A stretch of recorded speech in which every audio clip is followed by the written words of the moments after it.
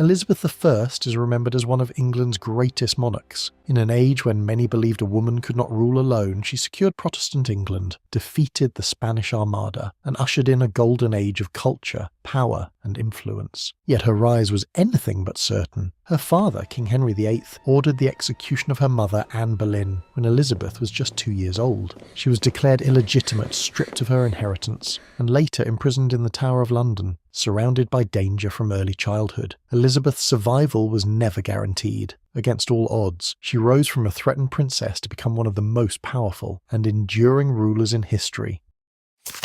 Elizabeth, the daughter of the mercurial King Henry VIII and his second wife, Anne Boleyn, was conceived in a union born of passion and hope. Henry believed that his beloved queen would finally deliver the long-awaited sons he so desperately desired. From his previous marriage to Catherine of Aragon, he already had a daughter, Princess Mary, but it was a male heir who would secure the future of the Tudor dynasty. That hope was swiftly dashed. In September 1533, Anne Boleyn gave birth not to a prince, but to a daughter, Princess Elizabeth. The king had been so certain of a boy that the official proclamation had already been prepared with the word prince, which had to be hastily altered to princess. Henry's joy turned to bitter disappointment. Though Elizabeth was his child, she was not the son for whom he had risked his crown, his marriage, and the stability of his kingdom. Despite the king's private sorrow, Elizabeth was granted a christening of great magnificence at the chapel of the Observant Friars. Yet Henry himself did not attend. Thomas Cranmer, the Archbishop of Canterbury, stood as her godfather, while the Duchess of Norfolk served as her godmother, figures whose presence reflected her royal importance, even if her father's absence spoke volumes. Following the christening, Elizabeth was sent to live at Hatfield when she was only 3 months old.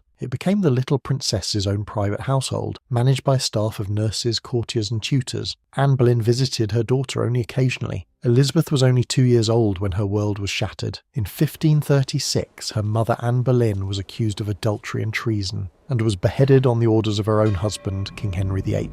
With Anne's execution came devastating consequences for the young child. Elizabeth was stripped of her royal status, declared illegitimate, and removed from the line of succession. No longer addressed as princess, she became simply Lady Elizabeth. Her early childhood unfolded under the shadow of uncertainty and fear. The king, her father, was a man of immense power and unpredictable temper, and Elizabeth could never be certain of her place, or her safety. At times it must have seemed entirely possible that she might share the tragic fate of her mother. Her devoted governess, Lady Margaret Bryan, did everything in her power to shield the young girl from the harsh realities surrounding her. Meanwhile, Henry's attention was consumed by his new marriage to Jane Seymour, who in 1537 finally gave him the son he had long desired, Prince Edward. In the wake of Edward's birth, Elizabeth experienced periods of neglect. Lady Bryan, deeply concerned for her charge, wrote to Thomas Cromwell, the king's chief minister, explaining that Elizabeth had outgrown her clothes and that there were no funds to provide her with proper garments. She also lamented the lack of clear guidance regarding the child's future. Fortunately, Jane Seymour proved to be a compassionate and gracious stepmother. She ensured that Elizabeth's basic needs were met and attempted to reconcile the king with his daughter.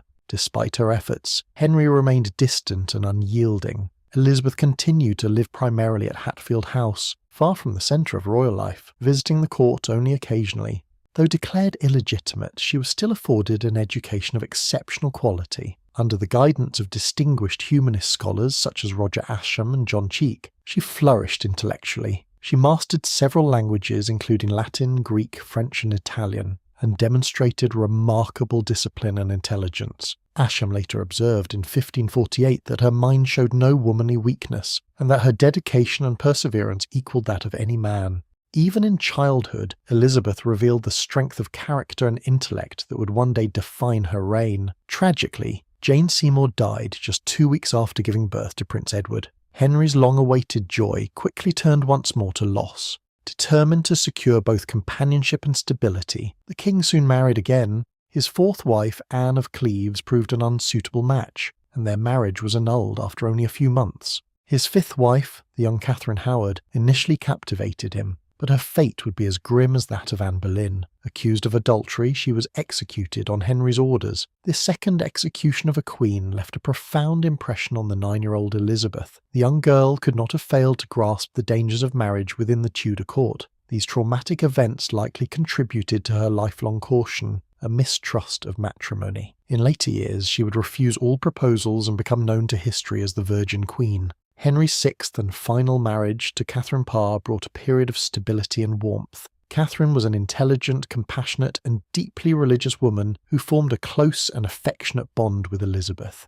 Recognizing the young girl's remarkable intellect, she encouraged her studies and nurtured her intellectual curiosity. Catherine also played a crucial role in reconciling Elizabeth with her father. Through her influence, Henry restored Elizabeth to the line of succession, and she was once again welcomed at court. Elizabeth, with her father's striking red hair and her mother's dark, expressive eyes, possessed a commanding presence even in youth. Catherine Parr's guidance proved invaluable during these formative years. She fostered Elizabeth's love of learning and introduced her to the principles of the Protestant Reformation, ideas that would later shape her reign, following Henry's death in 1547. This period of relative happiness continued. Elizabeth was welcomed into Catherine Parr's household at Sudeley Castle, where Catherine now lived with her new husband, Thomas Seymour. At first, it seemed a safe and supportive environment. However, Seymour's behaviour toward the adolescent Elizabeth soon became troubling. His increasingly familiar and inappropriate conduct caused concern within the household.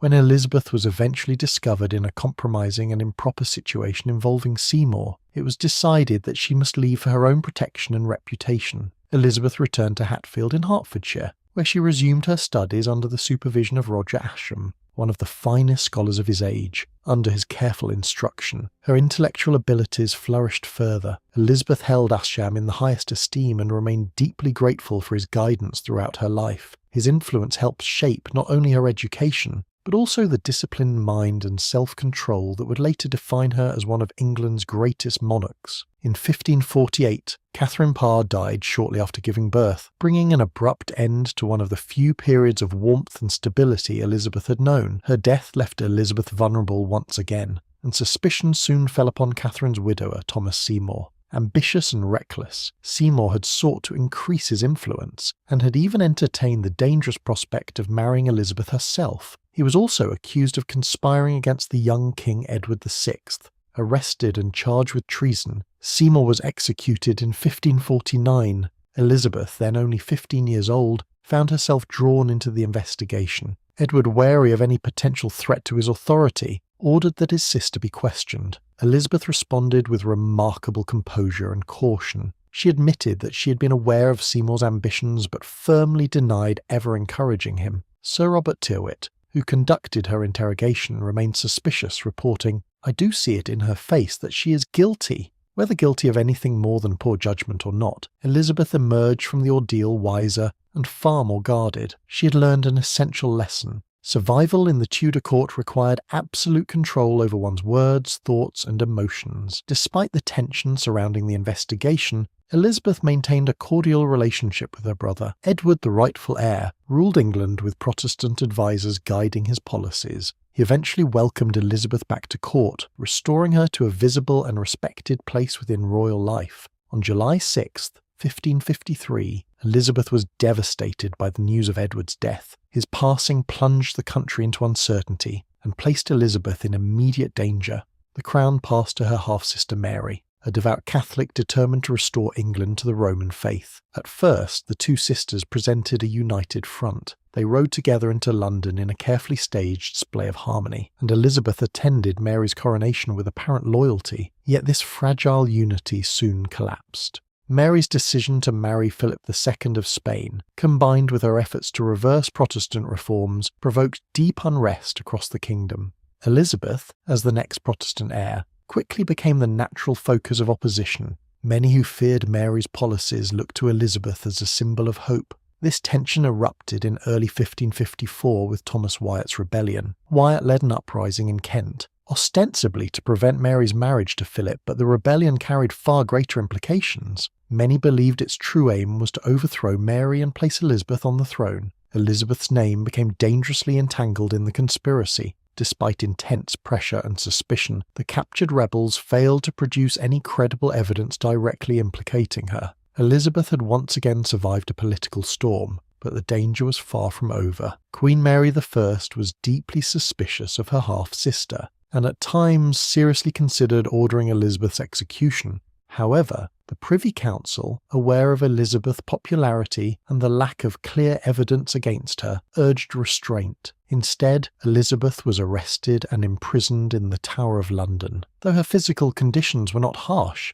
the emotional weight of her imprisonment was immense. It was within those same walls that her mother had spent her final days before her execution. Elizabeth could not have forgotten that grim precedent, and she lived in constant fear that she might suffer the same fate. Meanwhile, discontent with Mary's reign was growing throughout England. Her determination to restore Roman Catholicism and reverse Protestant reforms alienated many of her subjects. Her marriage to Philip II of Spain, a powerful Habsburg prince, proved deeply unpopular, as many feared England would fall under Spanish influence. The union produced no children, and Philip, largely indifferent to England, spent most of his time abroad. Mary was left isolated, increasingly unpopular and burdened by disappointment and grief. By 1558, Mary's health had declined dramatically. Her advisors urged her to name Elizabeth as her successor, recognizing that failing to do so could plunge the country into civil unrest. Mary resisted for as long as she could, fully aware that Elizabeth's accession would restore Protestantism. Yet as her death approached, political necessity prevailed. Reluctantly, Mary acknowledged her half-sister as the rightful heir. Mary died on November 17, 1558. Elizabeth, then 25 years old, ascended the throne of England. Just 3 days later, Elizabeth held her first council meeting. She demonstrated both composure and political instinct, thanking those who had remained loyal to her during her years of uncertainty and danger. She immediately began surrounding herself with trusted and capable advisors. Sir Thomas Parry was appointed treasurer of the household. Her lifelong friend, Robert Dudley, became master of the horse, a position of great intimacy and influence. Most importantly, she appointed William Cecil as her principal secretary, an appointment that would prove one of the most consequential decisions of her reign. Cecil's wisdom, loyalty, and administrative skill would help guide Elizabeth through decades of political and religious challenges. Elizabeth's arrival in London was met with extraordinary enthusiasm. The people welcomed her not merely as their new monarch, but as a symbol of hope, stability, and renewal after years of religious conflict and uncertainty. Her accession marked the beginning of a new and remarkable era. Elizabeth would rule England for 45 years, longer than any of her Tudor predecessors. Her reign became known as the Golden Age of England, a period marked by political stability, cultural brilliance, and expanding national confidence. Under her leadership, England strengthened its position on the world stage, encouraged exploration, and witnessed a flourishing of literature and the arts. As the last Tudor monarch, Elizabeth transformed England into a powerful and unified nation. Her intelligence, resilience, and political skill ensured not only her own survival, but also the enduring strength and legacy of the kingdom she ruled.